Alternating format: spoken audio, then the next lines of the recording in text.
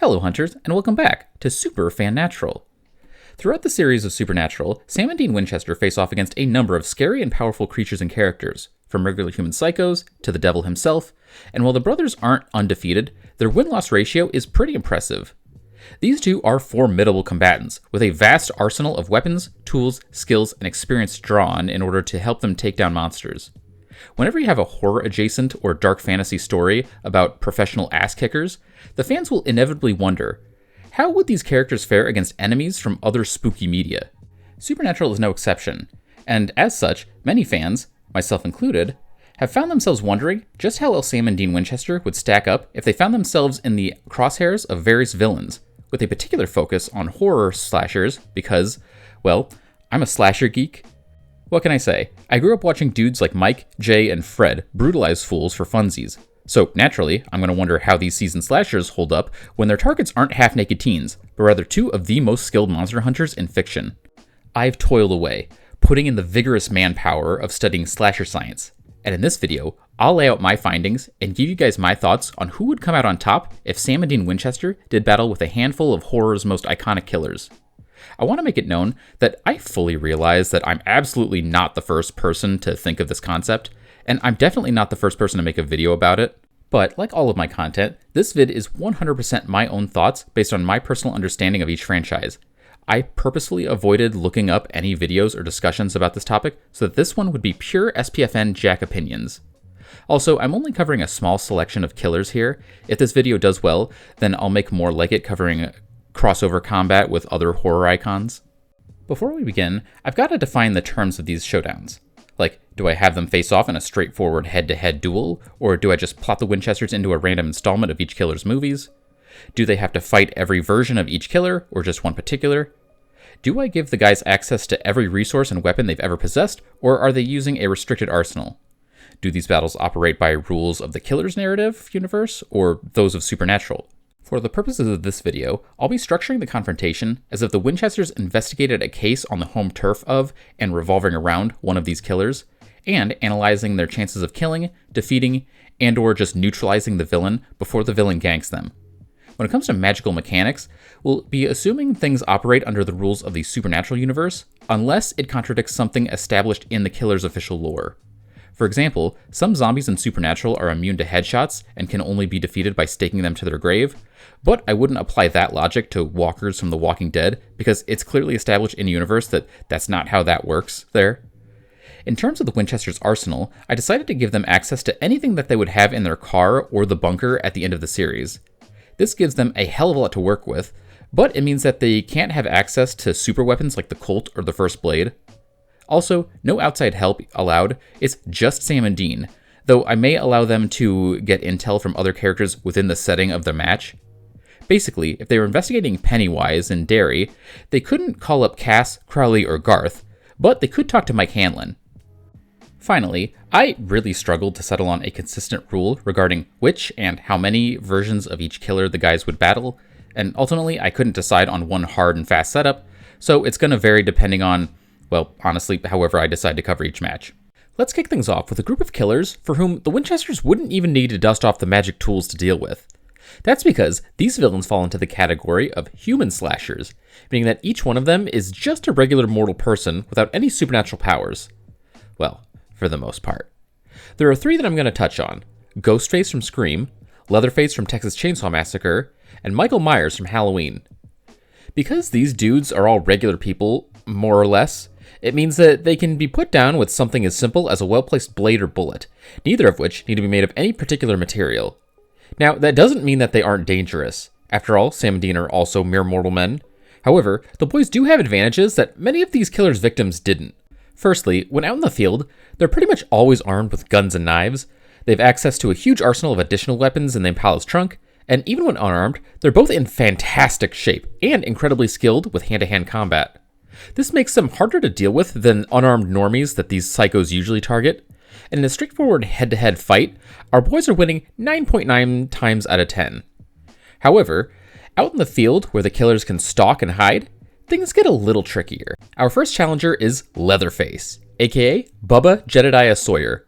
For this entry, I'm really going to focus on Leatherface from the original TCM movie, but I'll also throw in his demented family into the mix in order to make things interesting. Part of the reason for that is that in the original movie, Leatherface isn't really an active slasher. It doesn't seem like he goes out and hunts for victims. Instead, he mostly stays in the house and only attacks people who trespass on his family's property. For the most part, it seems like it's the other two Sawyers who do most of the out-of-home evil deeds, and as such, the family is really meant to be viewed as a team. Also, despite the fact that I'm only focusing on the original movie, I will be using names established in the sequel because I like them and I do what I want. Also, some of you might be wondering why the Winchesters would even get involved in a case involving the Sawyers, since there's absolutely nothing supernatural about them whatsoever. Well, in the original movie, it's mentioned that one of the Sawyers was robbing and desecrating graves in a nearby cemetery, and when you pair that with folks going missing, I think it might be something that the Winchesters look into. But what exactly are the guys' odds against this slasher staple? Well, I'm not gonna lie, I just don't think that Bubba himself is gonna be too much of a challenge. He's big and strong and uses a scary weapon, but he's also not the craftiest guy, nor the sneakiest. If the boys were in his house, there's a chance he could pop out and bash him with a hammer, but if they're breaking into his house as part of a case, they'll probably have their weapons drawn and ready to unload in his leather-covered face. Now, if we factor in the rest of the Sawyer family, things get a bit stickier. Bubba is by far the most physically dangerous member of the cannibal clan, but the other two can put up a fight. Drayton is the brains of the family, and as such, he's not really much of a fighter, but there's still a chance that he could use his bumbling old guy persona to lure in and subdue the guys. When it comes to Nubbins, well, he's a wild card. The guy is completely insane, and against regular folks, he's extremely dangerous. Unfortunately for the deranged hitchhiker, I just don't think that he can square up against the Winchesters. The second he gets too twitchy, they're whipping out the gats, and he's just not going to be able to do much about that.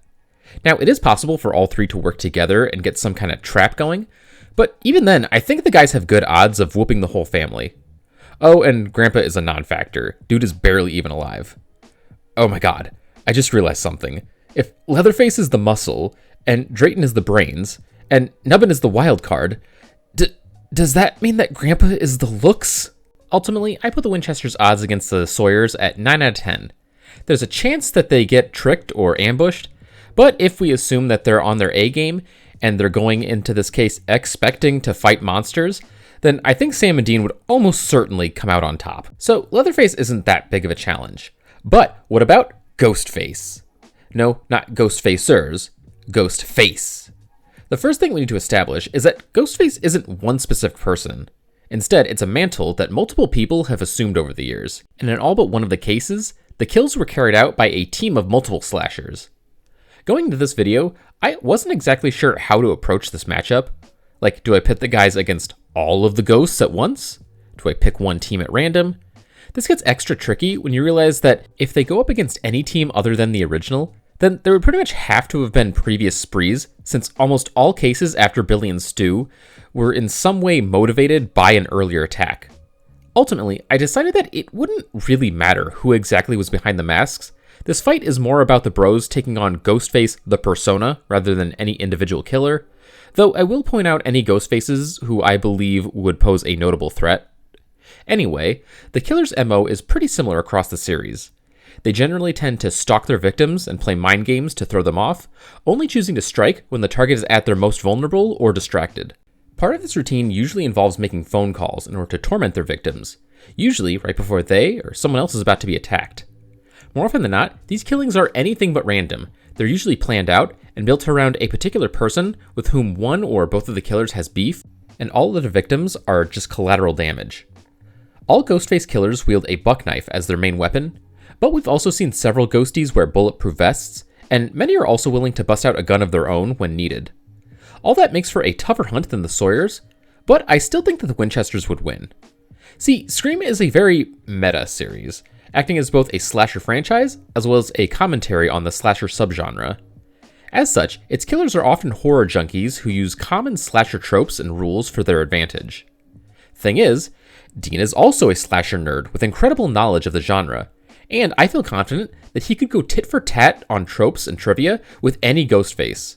Also, while Sam doesn't watch nearly as many movies, he is a true crime geek who's read up on a number of famous cases, making him well-versed in serial killer habits.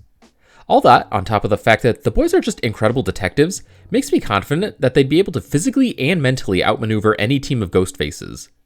The only ones who I think might pose a bit more of a threat would be Jill, Amber, and Wayne. I could see the guys failing to identify Jill as a suspect. I mean, her motives are the most unhinged, and as such, she could possibly catch them off guard and knife one of them while they're least expecting it.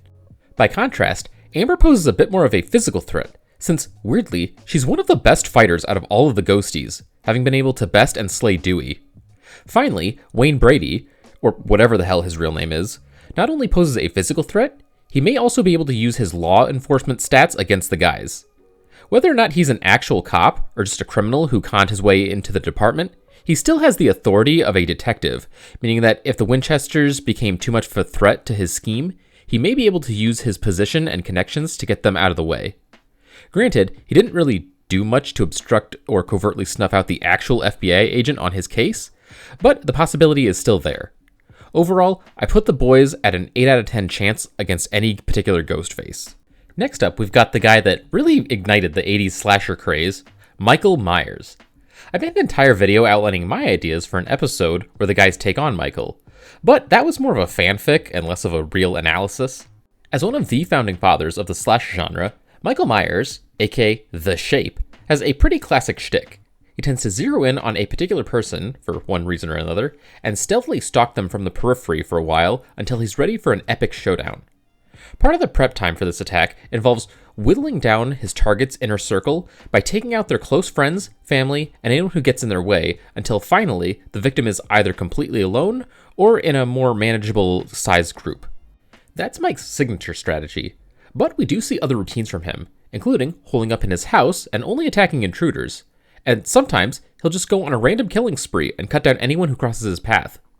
So already it's kind of hard to determine exactly what kind of spree the guys will walk into, which matters because it'll help predict how easily they'll be able to lock in on Mike's pattern and avoid getting got by a surprise attack. Still, it should be pretty easy to determine how well they do once they come face to face with the guy, right? Well, it's actually a bit more frustrating than you might think. The thing about Michael is that despite me grouping him with the Faces as a mortal killer, he's actually a bit more complicated than that. In most of his incarnations, Michael occupies this weird position of vaguely supernatural. We never really see him do anything overtly magical, like move things with his mind or shoot fireballs or anything like that, but he's always just a little bit stronger, stealthier, smarter, and hardier than he should be. Big emphasis on the hardier part. This dude has a habit of walking off damage that realistically should have ended him. Sometimes he has to sleep off the pain for a year or two, but ultimately, Michael almost always comes back after an ass whooping.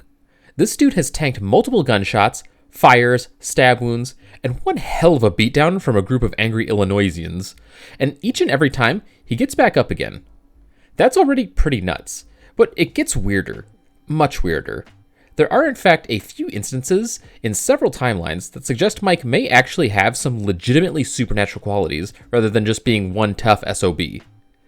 Oh yeah, the Halloween franchise is split across 3 separate timelines, 5 if we include Season of the Witch and Rob Zombie's remakes, which we won't be doing in this video. Of all the tangents, the Thorn timeline is by far the most overtly mystical, as it places Michael at the center of an ancient Celtic cult? Yeah, in this take on the character, the evil of the Shape apparently comes from a genuine supernatural influence, which drives Mikey to sacrifice his bloodline to an evil and unseen pagan god named Thorn.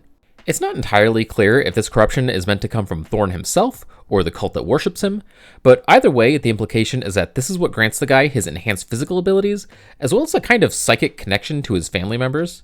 The H2O timeline sprinted away from the supernatural angle of the Thorn, and as a result, this universe's Michael Myers ends up being one of the most grounded and least magical. I mean, he's still stupidly strong, but there isn't really anything else to suggest he's got anything paranormal going on. Also, he gets his ass kung fu kicked by rapper Busta Rhymes.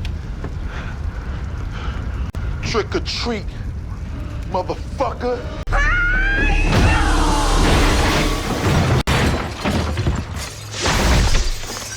Finally, in the requel timeline, Michael returned to his roots as a vaguely supernatural figure, one who blurs the lines between symbolism and reality.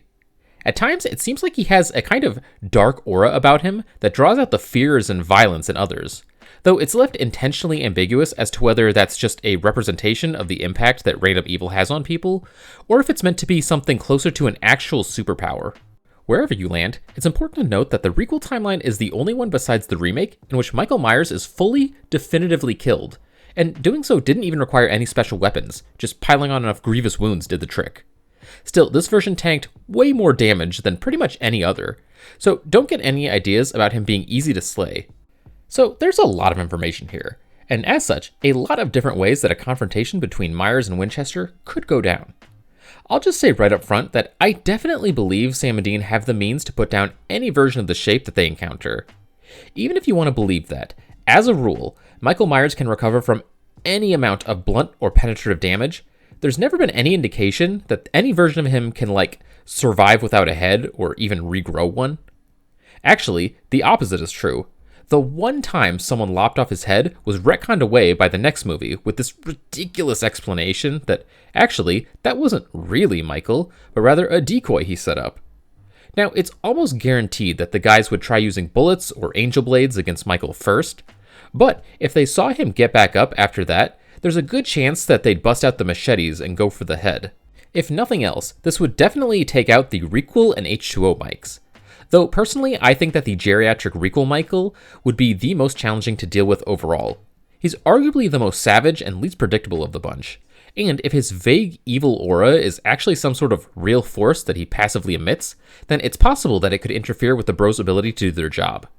As for Thorn Michael, well, even if he's powered by a genuine pagan god, I really don't think that he could survive headless. Plus, there's almost certainly lore about Thorn available either on the internet or in the bunker. Also, in one version of the 6th movie, Thorn Michael can be temporarily neutralized via rune magic, which can be found over the internet, so there's that. The biggest thing that the guys would have to worry about, regardless of which Michael they encounter, is a surprise sneak attack. As I stated earlier, Michael tends to avoid direct head-to-head combat, especially against targets who are armed, instead opting to bamboozle most marks by sneaking up or just popping out of fucking nowhere and getting them before they can fully register what's happening. With that in mind, I'm going to put the guy's odds at 7 out of 10 against H2O Mike, 6 out of 10 against Thorn Mike, and 5 out of 10 against Requel Myers, for an overall score of 6 out of 10 against the shape.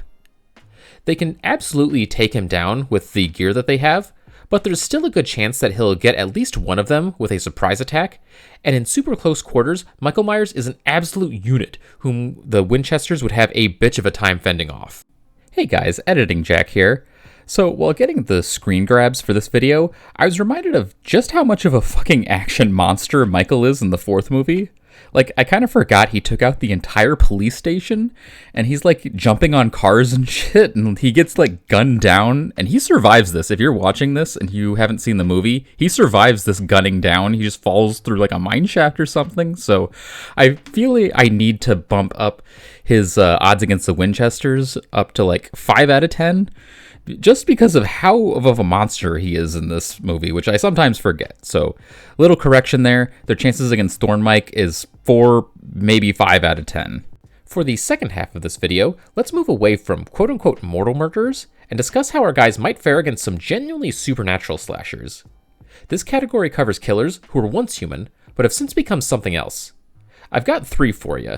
Jason Voorhees from Friday the 13th, Freddy Krueger from A Nightmare on Elm Street, and Chucky from Child's Play.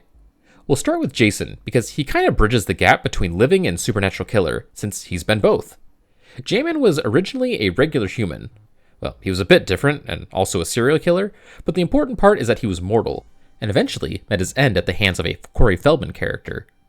Years after getting got, Jason's corpse would be unearthed and miraculously struck by lightning, which somehow resurrected him as an undead creature hellbent on keeping people away from Crystal Lake, New Jersey. This is the version that we're going to focus on, because while his living self was by no means a punk-ass bitch, his zombie form is significantly more challenging to deal with. In this state, our unhappy camper sports a zombie-like body that's super strong, nearly immune to pain, and capable of tanking a lot of damage. Unlike a zombie, he's not mindless. I mean, he ain't exactly a tactical super genius, but he is smart enough to use stalking tactics and pick off victims one at a time. This makes for a tough hunt. However, I still think that the Winchesters could handle it. After all, Jason can walk off a lot of damage, but not a beheading or having his body blown apart. And since lopping heads is one of the guy's go-to moves, and the Impala carries a frickin' grenade launcher, I feel confident that they could put him down. Now, there is one more thing that might complicate this fight. In the 9th movie, it's established that if Jason's body gets destroyed, his spirit will live on as a weird slug demon creature thing capable of possessing people, with the only known way to stop him being a magical dagger wielded by a blood relative.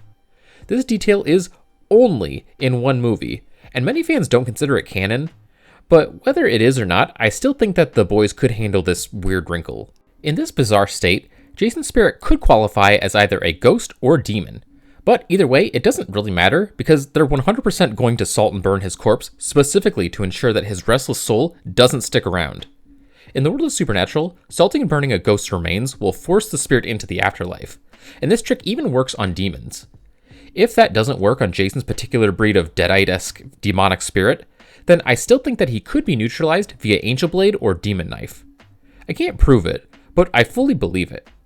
Really, the only version of Jason that Sam and Dean stand next to no chance of surviving is Uber Jason, the bulletproof, cybernetically enhanced version of J-Man from the future. In this form, Jason is too hard to fight without ultra high-powered weapons or, magic, so I just don't think that the guys could handle him.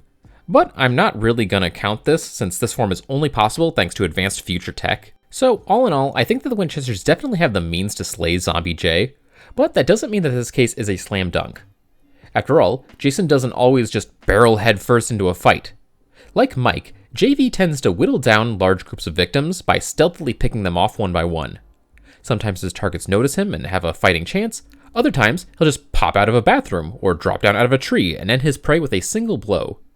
Now, Sam and Dean are very strong and perceptive, but Jason has shown off a few surprise attacks that I just don't think that they'd be able to predict or fend off. For that reason, I'll put their odds against Jason Voorhees at 7 out of 10. Unless it's Uber Jason, then it drops down to 0.1. Up next, we've got Jason's arch rival, the murderous dream slasher, Freddy Krueger. After his murder, Fred made a deal with a trio of demons, which allowed his spirit to live on in the dream world, and which granted him the power to enter people's dreams and inflict damage that would translate into the real world. Now, this is obviously a very difficult power to fight against. However, the Winchesters actually have experience dealing with something incredibly similar. In Season 3, they met a psycho who used a special potion to give himself dream killer powers. And, in the end, Sam managed to defeat the villain by also taking the potion and using the power against him.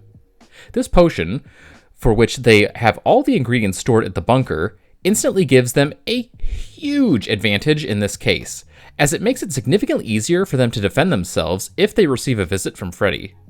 Unfortunately, the root potion doesn't automatically give them the win, for a couple of reasons. The first is that Freddy could always get them before they have the chance to make the drink.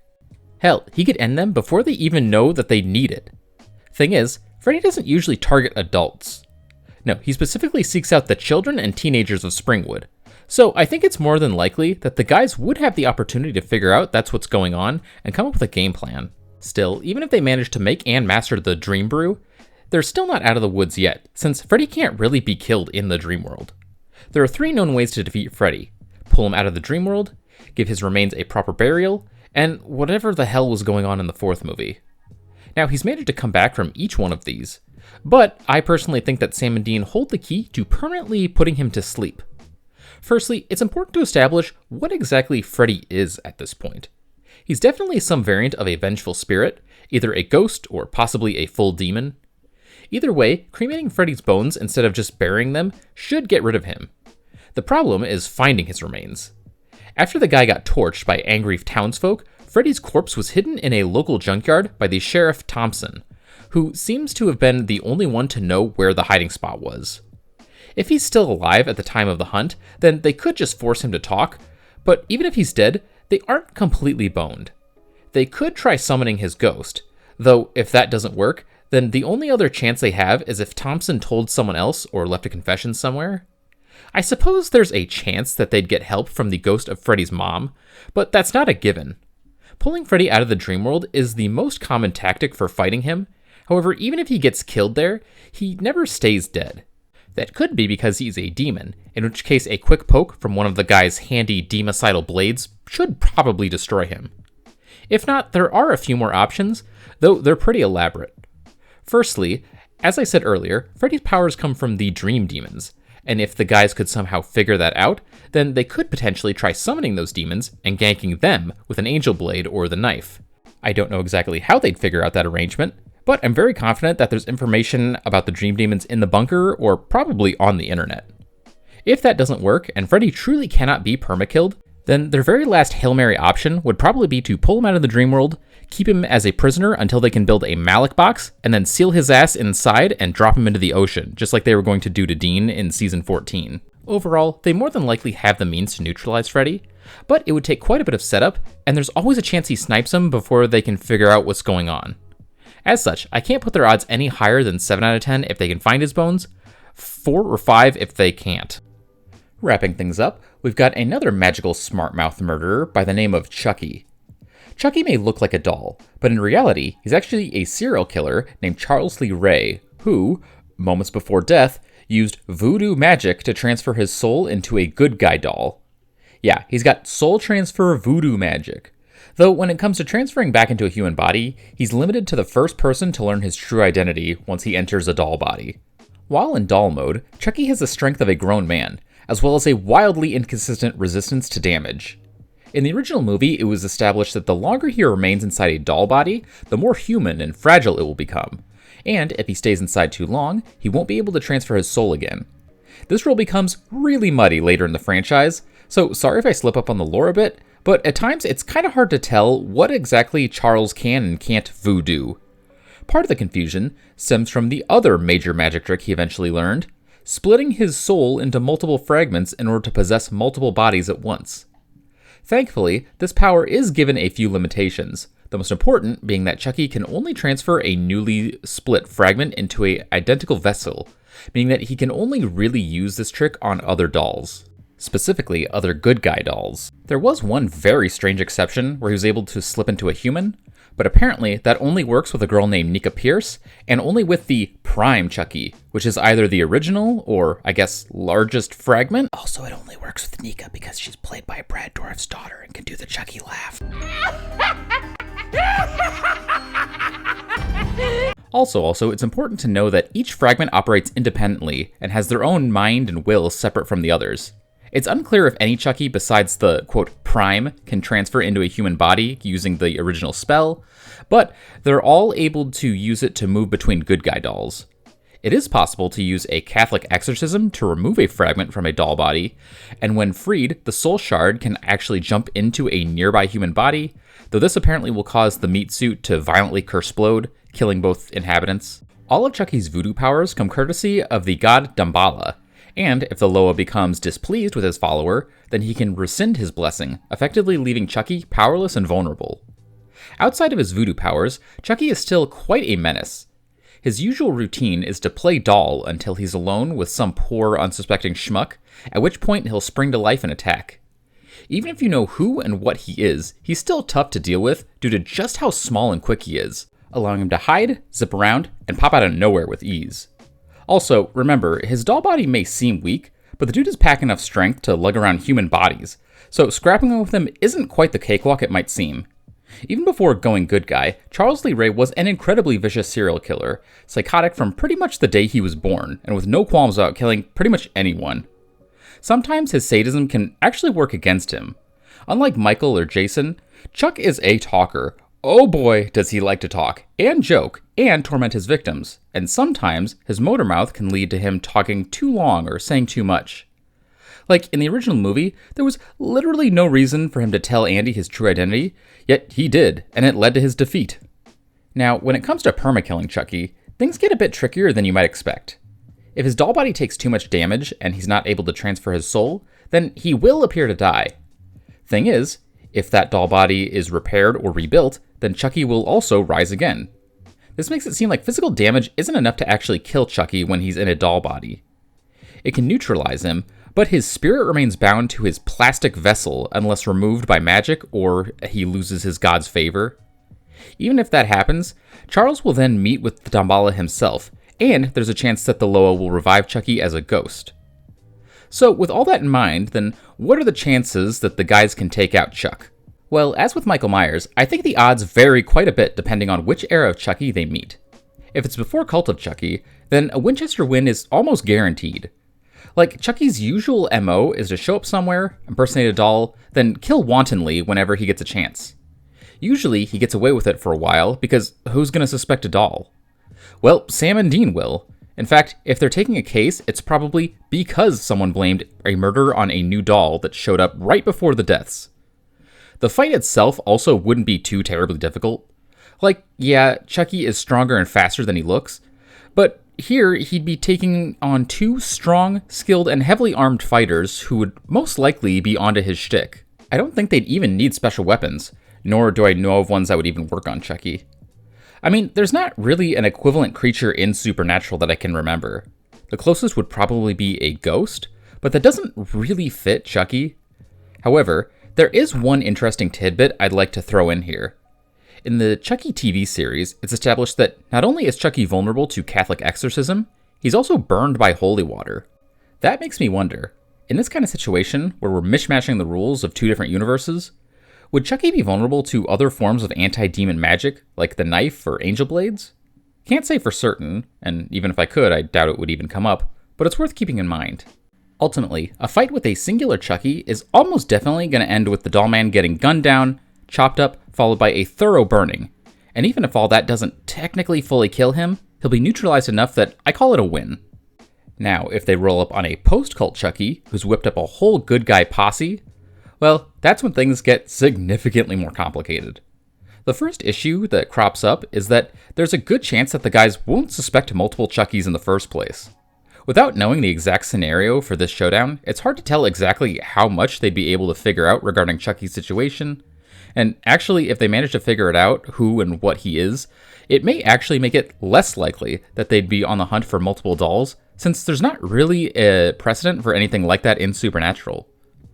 Now, there are situations that might clue them in. If there's multiple murders in different locations, then they might suspect something. And if they heard Chucky chanting or found out about his voodoo methods, then they might be able to find the soul split spell, since Charles apparently found that one on the internet. But still, the odds are stacked against them on this one. Even if they found it out, they will still have to actually deal with multiple magical soul-possessed dolls, and obviously that gets tougher the more dolls there are. There are two possible exploits that Sam and Dean might be able to use to tip the fight in their favor, though both are kind of a stretch. First, if they can somehow figure out that Chucky is susceptible to Christian magic, then they could use things like holy water and intercom exorcisms against him and his army, but the question is, how would they figure that out?